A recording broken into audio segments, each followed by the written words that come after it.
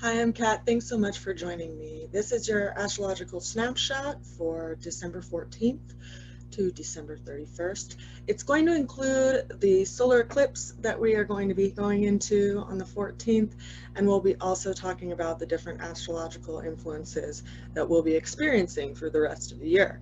We have been going through a portal of sorts, and as every new moon gives us, there is an opportunity for us to plant a seed for a new beginning. So what I'm going to do today is first I'm going to walk you through a little manifestation technique that you can use this new moon during the lunar or the solar eclipse. And so you can have some way to prepare before we actually get to the 14th, being that it is December 12th today. So, like every new moon, as I said, we get a chance to plant a seed for a new beginning. But what is especially unique about this new moon on the 14th is that it is a solar eclipse. And solar eclipses, they are big openings and big shifts in our lives. I know I've been talking a lot about shifts that have been happening in our lives this year, and a lot of that is because of astrological influences. Now, what's key about solar eclipses is that wherever it's sitting in your natal chart, it can be speaking to where that area of big change and big transformation is happening. So today, first I'm going to talk about a way that you can help to potentiate your new moon wishes this solar eclipse. And then I'm also going to be going into the astrological influences and walk through each of the planets and what's going on with them this month. And then we're going to touch on each of the different 12 astrological signs. I do recommend that you know your rising sign because you'll get the most usefulness out of this video as far as placement, but looking at your solar or your sun sign as well as your moon can be helpful too. So first, I just want to talk about a technique for giving some extra energy to your new moon wishes. So as any of us have realized in life, if you've worked with manifestation, it can be helpful to use energies like the elements to bring your prayers into the sky, or bring your prayers to your ancestors by burning something or creating some sort of smoke, and to write down your intentions while you're doing that. So one of the ways that you can do that is to take bay leaves and actually write your intention of what you want to seed in this new moon with this solar eclipse. Now, I do recommend that you listen to the section on your rising sign because that will tell you where you have the most energy to actually create big shifts in your life with this new moon and this solar eclipse. Now, what I realized when I wrote on some little leaves is that you can't write on the bay leaves with any pen. I originally tried to do an archival pen because I didn't want to burn Sharpie ink, but that was too tough and it actually punched through some of the leaves that I was writing on. So what I ended up using was more of a brush. It's a Pigma brush, and it is like a calligraphy brush. And what it allowed me to do is actually write on the leaves really gently so that I was able to write, for instance, things that I want to manifest. And then how you'll use this is if you've never lit incense or used charcoal incense before, you're going to need to go to a metaphysical store, one of your local ones. You might want to call ahead and see if you can just ask for these supplies if you don't want to actually go into the store, or if they're just doing pickup services right now. So metaphysical stores will have these things which are called charcoal pucks or charcoal discs. They will get your hands dirty. They're really similar to the charcoal briquettes that you would use in barbecuing, but it is different. And then you're going to need something safe to burn this in. You can either have an abalone shell, and some people also have little fancy incense burners. with a lid to protect the little sparks from flying out all over the place. If you do have a metal incense burner, be careful, because as things burn in it, it will get hot, because, you know, conduction is a real thing. So what you're going to want to do is you'll just light this little coal.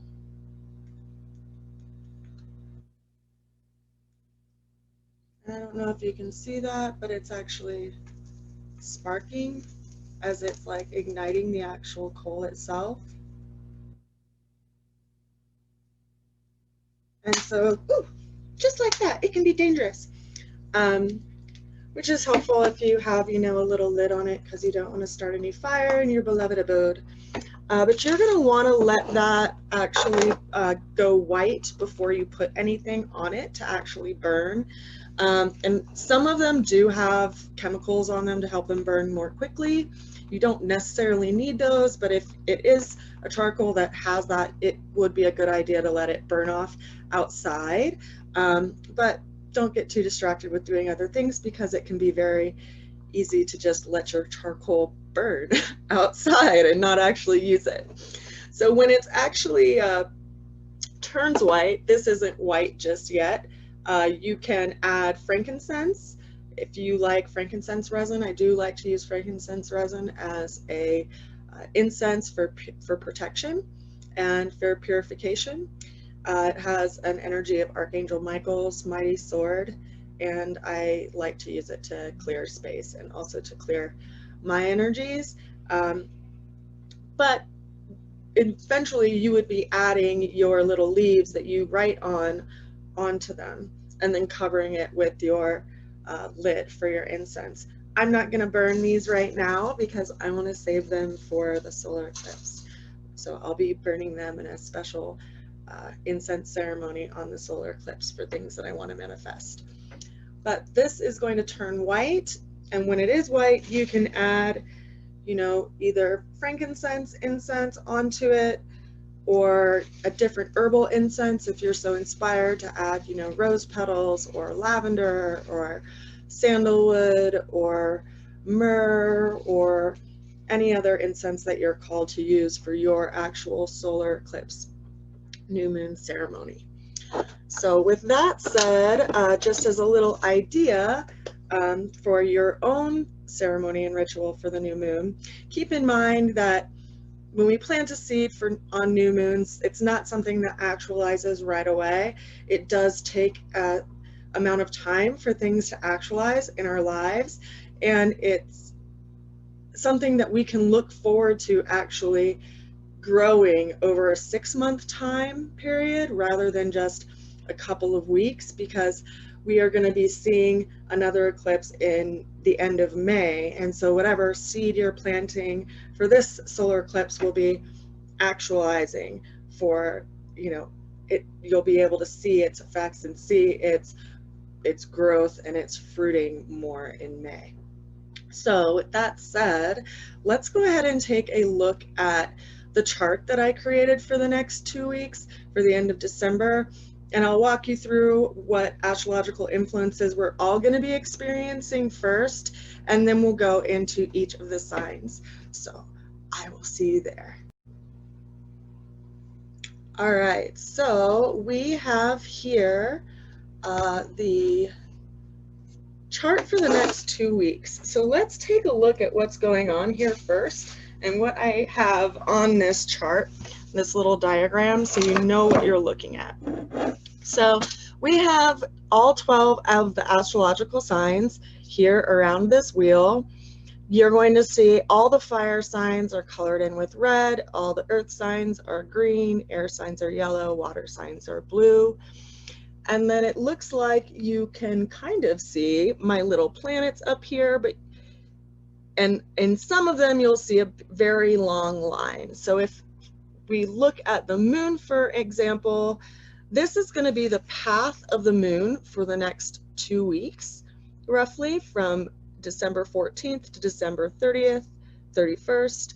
So on the 16th, this is where the moon will be.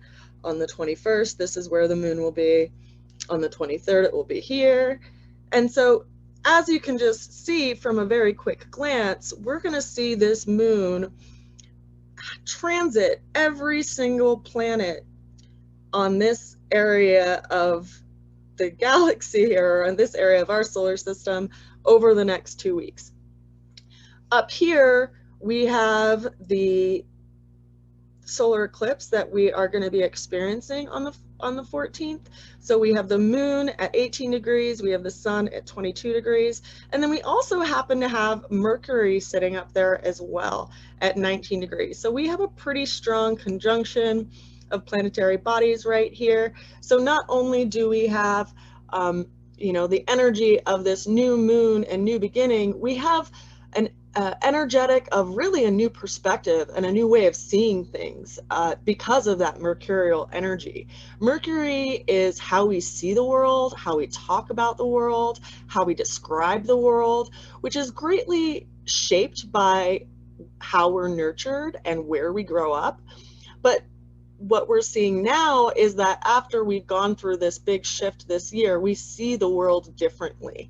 And we're especially going to be seeing the world differently in this area of our lives. And that is in the Sagittarius area of our chart, wherever that is for your specific ascendant or your rising sign. So this wheel, for instance, if you were a Aries, you're going to see the biggest shift in this area, which is going to be in the 9th house. But if you are a Cancer rising, for instance, you're going to see the biggest shift over here in the 6th house. So we'll get into that in just a second. Let's go ahead and just talk about these different planets and what's going on with them. As I just said, we are going to be seeing the moon, with the exception of transiting Venus, because I had already done that in the last few weeks. We're going to see the moon, right, because it's pretty speedy. It's going to go all the way. Oh, goodness, my neighbor is hammering away. I'm sorry about that. We're going to see the moon go all the way from Sagittarius all the way over to Cancer in the next 2 weeks. So right now we are, experiencing a lot of shifts in not only the way that we see things, but the way that we feel about things. And then we are going to be seeing that go through these transits. How we feel about all these different things are going to be aspecting all of these other different planets that it's going to be going past. So the moon is going to aspect this conjunction that we've been experiencing pretty much since the beginning of the year with Jupiter, Pluto, and Saturn. And so these have been undergoing a lot of transformation because of the Pluto influence around, authority and social structure, the Saturn energy. And it's been really big transformation, right? Because we have that energy of Jupiter. And so the moon, our essential, emotional nature is going to be reflecting on all of these things. It's going to be affecting us emotionally, everything that we've been going through this year. And then it's also going to be going by and going through in conjunction with Neptune. And Neptune is the planet that's like the deepest depths of our emotions. It's karmic relationships. It can sometimes even be illusions, ways that we saw the world that we never really questioned, or that we just believed in blind trust, and we actually get a sense of this kind of illusion that we've been living in some sense of the ways, or this belief, this illusionary belief that we've had. And we'll get a bigger and clearer perspective as it transits that area of our sky on the 21st of December. Simultaneously on the 21st of December, we have the big conjunction of Jupiter and Saturn, which are shifting into Aquarius. And that's a pretty big deal, because these planets have been sitting here and continue to have been in conjunction in Earth signs for tens of 20 years of years. They they haven't actually shifted into Aquarius in any of our timelines. This is the big shift to the age of Aquarius that we've heard about for most of our lives, and I'll be making a video on that shift in weeks to come, since we are going to be undergoing that shift. But at the same time that that shift happens, which is, you know, Saturn, the planet of responsibility, sense of authority, and, you know, global systems, and Jupiter, which typically is like the planet of help, and it's like the Santa Claus of the zodiac system. It's the planet that brings big energies and brings new light. It's like the sun behind the sun. So they're going to be shifting into this area on, you know, of Aquarius, and at the same time that they're shifting into that area of Aquarius, we're going to have the moon end up being in conjunction with Neptune. So we're going to be, you know, seeing through and having realization around big shifts around illusions that we've had in our life, and changes that we're going to make in our lives because of those realizations around those illusions, and ideas that we've had that have really kept us in a certain path because of how we've really seen things. And a lot of those illusions, or that veil, is going to be dropping away so that we can have this shift. But it might not be, you know, it necessarily something that's like, it will be easier to let go and less difficult, because we can see things finally clearly through that veil. Now, on the 22nd of December, we have the moon is going to be in a trine relationship with Venus, and that's the next day. So, you know, we have that emotional relationship, you know, aspect of Venus that's going to be working with our own emotional nature, our own essential nature in that way. And so there will be, you know, this stirring of the pot and shifts in that area of our life. Now, when we go all the way to the new moon, which is at the end of the year, it's the 12th, I'm sorry, it's the 29th of December, 12/29. During that time, we have a lot of things happening right before we go into the new year.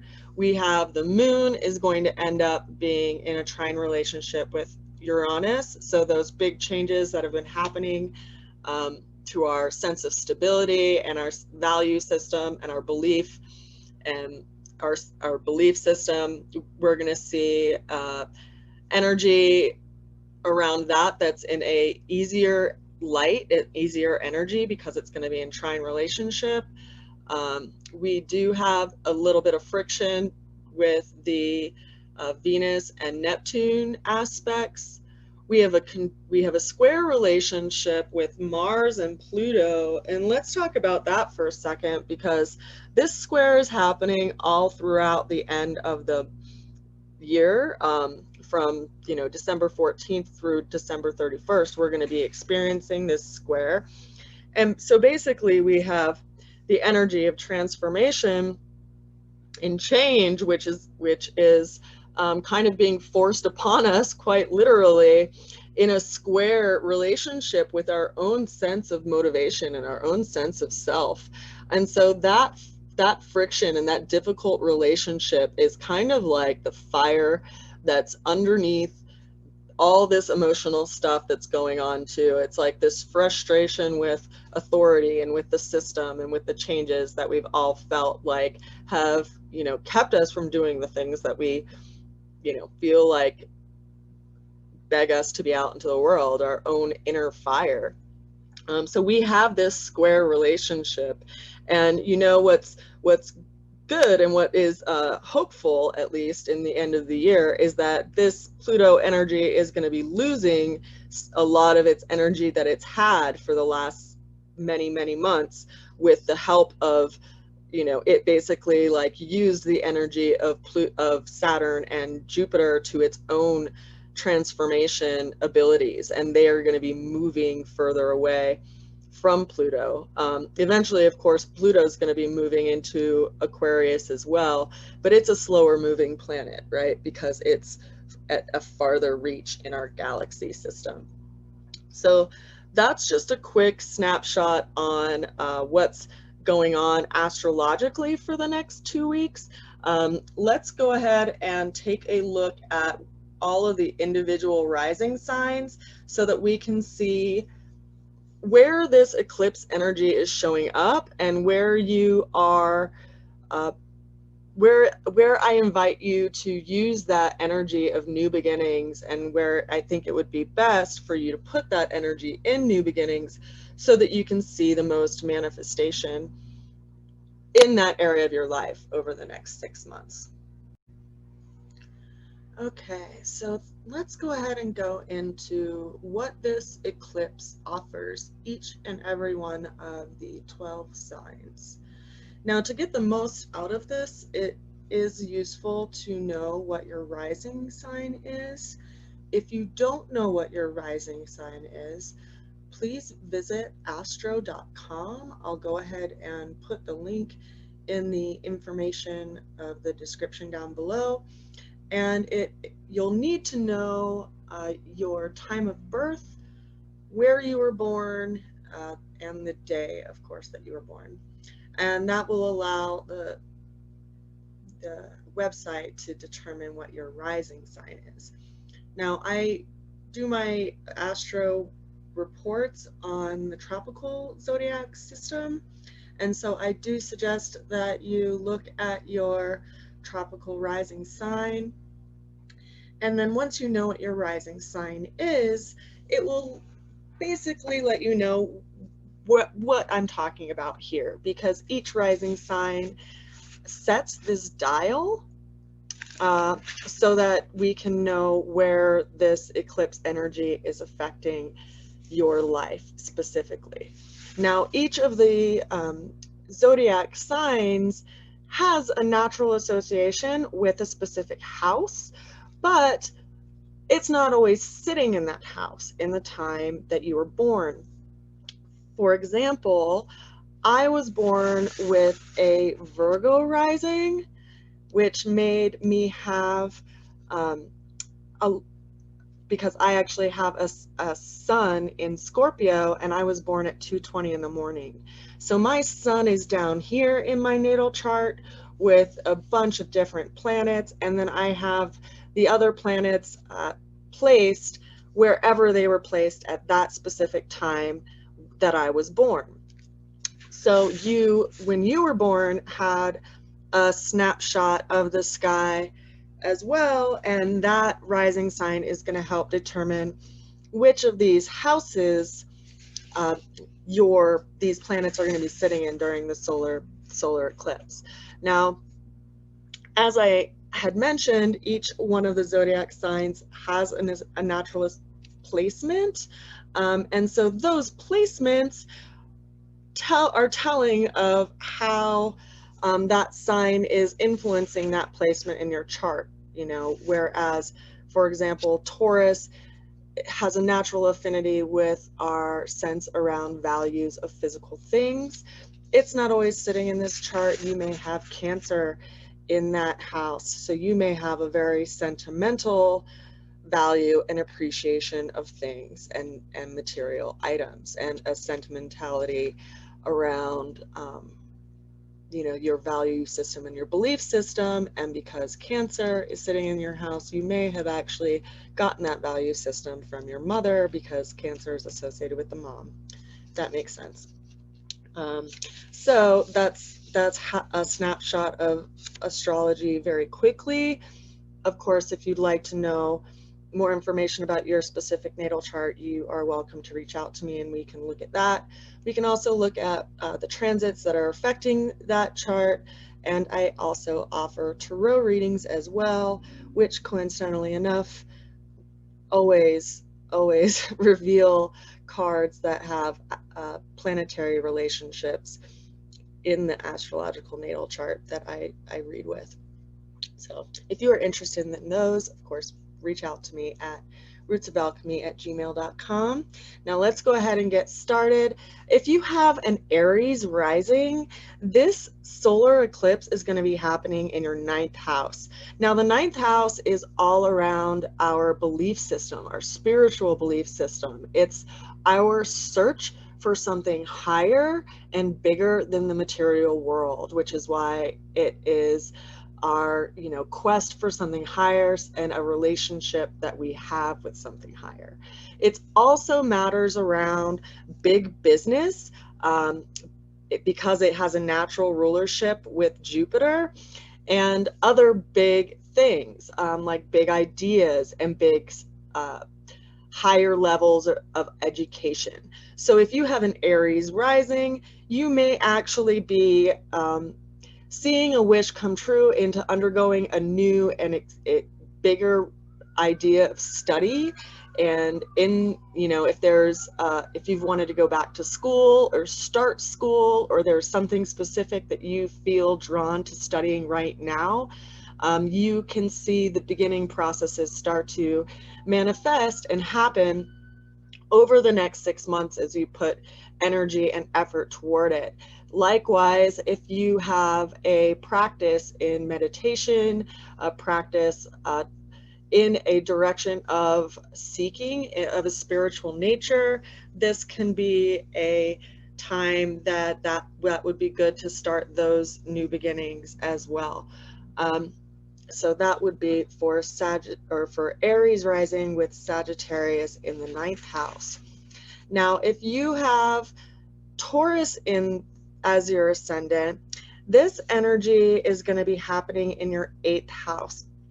So you may be seeing new beginnings around managing debt and loans.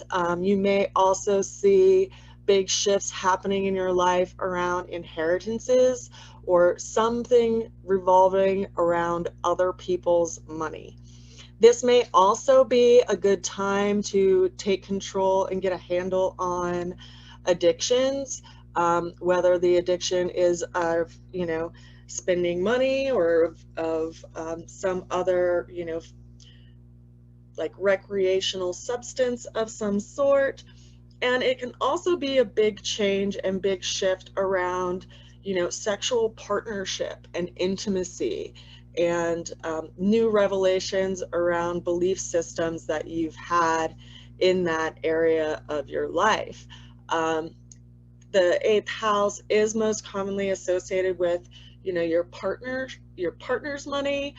So you could see big shifts and changes to your partner's money as well as other people's money, debts, loans, and inheritances, as I had said. Now, if you are of Gemini rising, you're going to see this biggest shift in your 7th house. Now, 7th house matters around one-to-one relationships, your relationships around, your closest friends, as well as one-on-one partnerships, intimate relationships that are long-lasting and longer than a year. They're not, new infatuations by any means. This is also matters around business relationships and also our relationship with our inner self. So this is a time for new beginnings in that area and bringing about new changes and new beliefs and new senses of how you see things in those in that area of your life. You may have always felt like you needed to do everything on your own, and now you actually see that maybe there is a business partnership out there for you, or even an intimate partnership out there for you. So there are big changes in that section. Now, for a Cancer rising, Cancer risings are experiencing this the most in their 6th house. So if you have a desire or a need or a calling to change something and create something new in matters around either your actual work relationship, like your job, maybe you have an interest in finding a new job or starting a new line of work. This also could be a good new time to, you know, get a pet, a small animal, and have a relationship with, you know, a small little furry friend or scaled friend or whatever, you know, type of little creature you like to have in your life, because it is matters around small pets. As far as jobs go, it can be, you know, if you are in a place where you are actually looking for a new job or looking to do something new in that sense, I would suggest sitting and asking yourself where you would really like to be and what your genuine interests are, and then move towards that direction so that your job can actually benefit you by giving you more time in the area that you enjoy. And even if it's something that you want to study or have an interest in on some other level. Now, the sixth house can also be matters around preventative health, so it can be a good time if you want to start a new routine and a daily practice around preventative health and ways to take care of yourself as well. And, you know, to also let go possibly of the inner critic. The sixth house is naturally associated with Virgo, which has a tendency to be overly analytical and be self-critical. So you could be experiencing some transformation and some change in that area, and realizing that, you know, you're human like everybody else. You're here to grow and to learn and transform and to be gentle with yourself. It's a big life thing to learn. Now, if you are a Leo rising, you're going to see big shifts and big changes in your matters in your fifth house. So this is a time to manifest and plant seeds around manifestations that you've wanted to have in the area of creativity, matters around children, and, you know, new relationships, new love affairs, new matters around the heart. The fifth house is, you know, our will, like where we want to put our heart towards things. It's naturally ruled by Leo in that sense. So perhaps, you know, you never thought you had time for creativity, or you always felt like you needed, you know, something to happen before you moved forward in that direction, or you felt some kind of limitation in that area. This is a time of great change and a time for great manifestation around creative products that you've creative projects that you've always wanted to do and manifest in your heart. This is a new way of looking at it, that, you know, it's not necessarily going to happen the way that you think it should happen, but to have some surrender that when you put a wish out into the world and out into the universe, knowing that everything that is needed and necessary to make it possible exists, and allowing it to be so. Now, if you are a Virgo rising like me, you are going to be experiencing and have the most opportunity in new beginnings around matters that deal with your fourth house, matters around the home, matters around your mom or mother figures in your life, new ways of seeing things that have happened. If there's been some wounds that happened in your life, or something that happened in your relationship, and you've always seen it a certain way, you know, there's potential for you to see things quite differently now. And then there's also a shift and a new beginning around your tribe, your family. You know, there's a big opportunity there as far as new beginnings, whether it's, you know, healing an old wound that happened within the family, or whether it's, you know, a new member of the family, if that's what you want to create and manifest in your world. There is definitely an energy that can do that if that's what your wish is. Now, if you are a Libra rising, You have an opportunity to make the biggest change in matters around the third house. So in areas of communications and communication with matters dealing with the siblings, as well as ways that you make money, like with your hands and through creativity, because this is a mercurial house that has that lends that energy to it. So think of the third house as Mercury's house, and you have Mercury revisiting that house, and you have the sun and the moon in that house as well.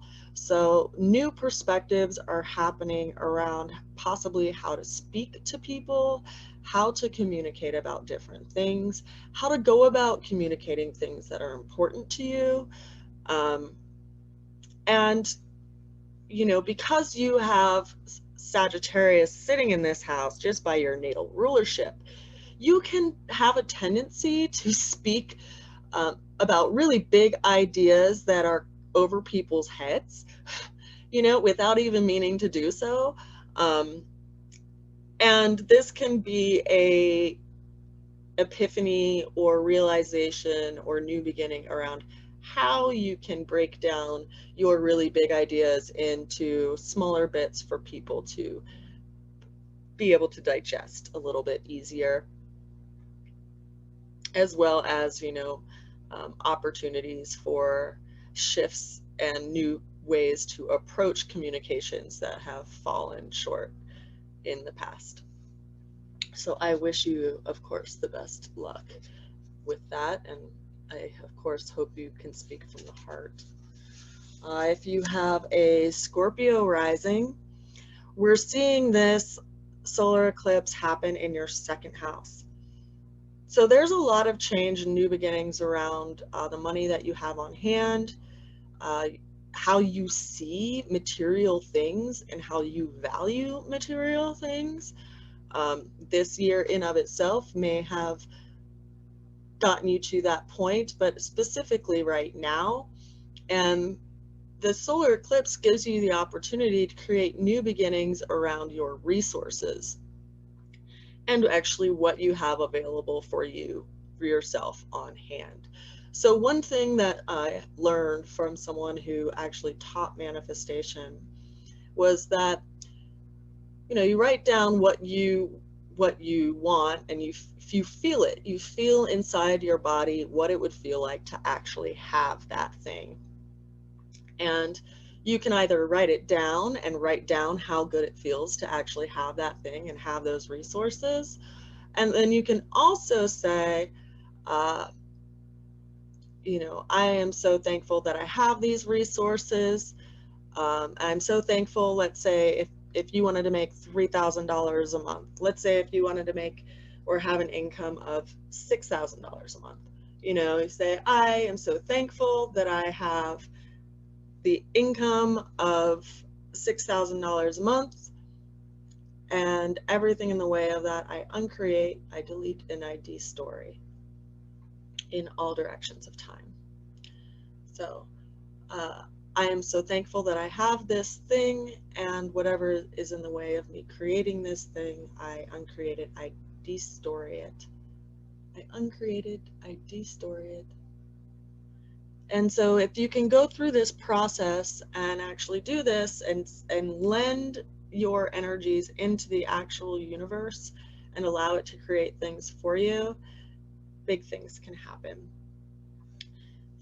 And also, this is also matters around the body and how we take care of the body and how we see the body. So this can be a different way of seeing the body and transforming how we look at the body itself. Now, if you have a Sagittarius rising, this solar eclipse is happening in your first house, which means that it is greatly affecting your sense of self and who you see yourself to be, what motivates you in life.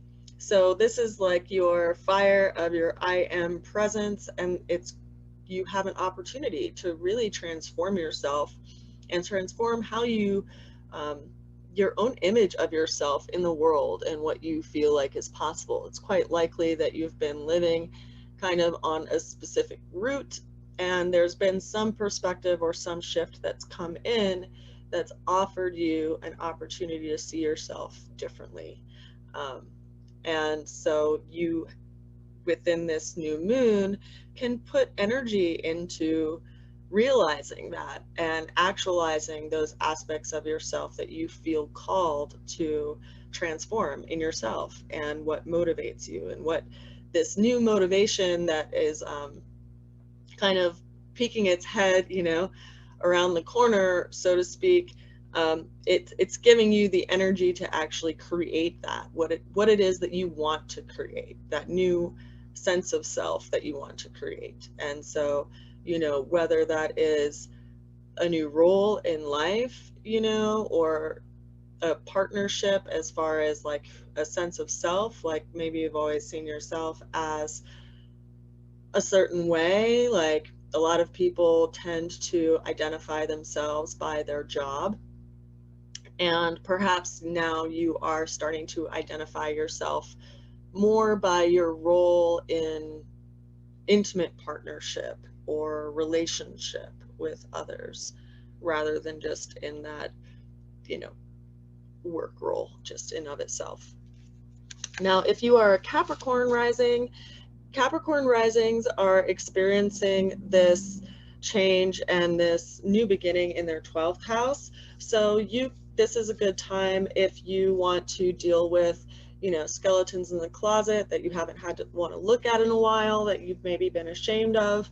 This is a good time to, you know, have some gentleness with yourself and see them in a different light, as well as other things that maybe haven't worked in your life. This house also is our belief system as far as our sense of God and how close we feel to God. And so this can also be a new beginning in that relationship in that sense.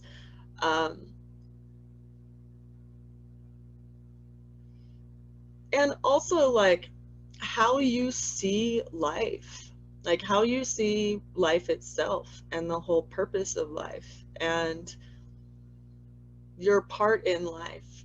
And all of this, you know, it's all being transformed and being seen in a new perspective and in a new light. And so this, I sense, can give you some sense of freedom and lift some weight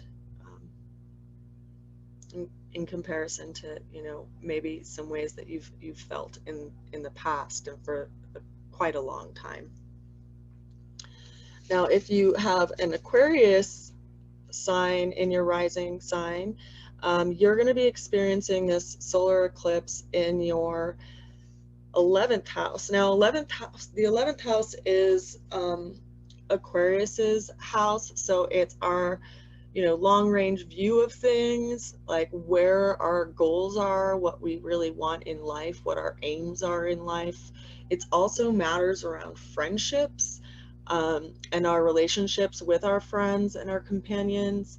And then this can also be matters around things that we've had detachment around.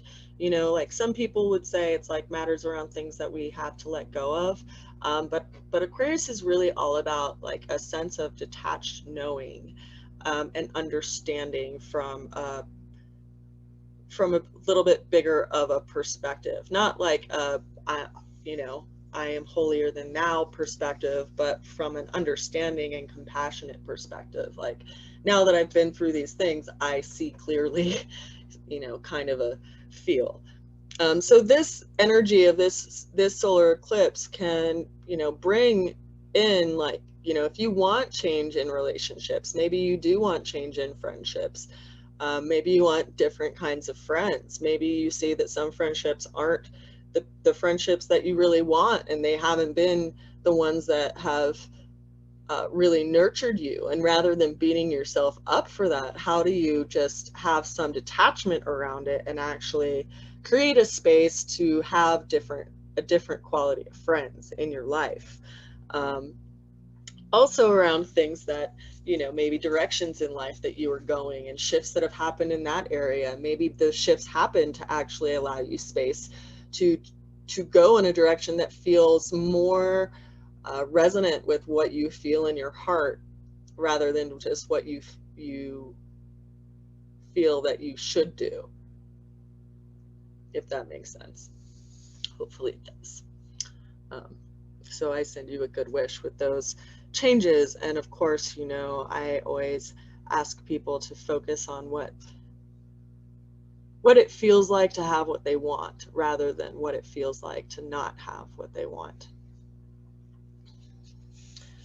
So final sign, Pisces rising or Pisces ascendant. All of this is going to be going on in your 10th house. And so the 10th house is our career, our life path, our reputation in front of other people. So you could be choosing a new direction. You may have an idea of which direction you want to go into.